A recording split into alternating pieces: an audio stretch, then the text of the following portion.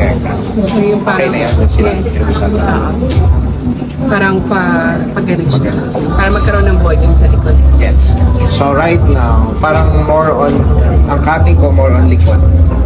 Tapos ito ililayer ko. Yeah. Gusto ba mag-max or ano?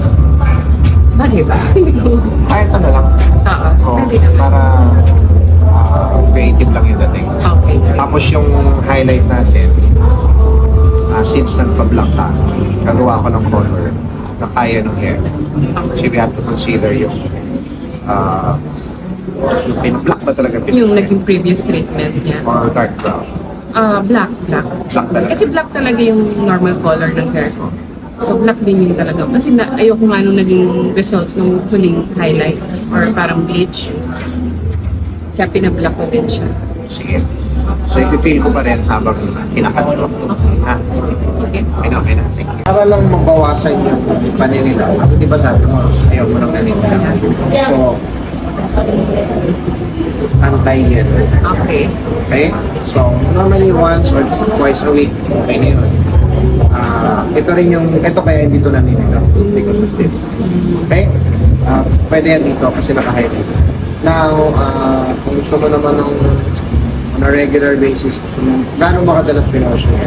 Every day. So, I suggest mabababang acid level lang na what they call that? Shampoo.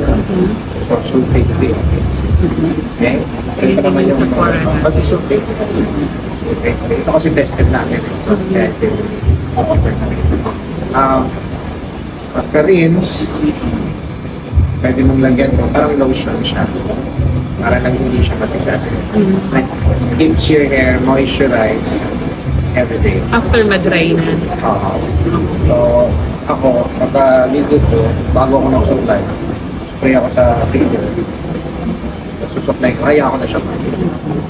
Kasi yung hair ko, dahil ganitong blonde, buwanggag siya, marami siyang tutsa.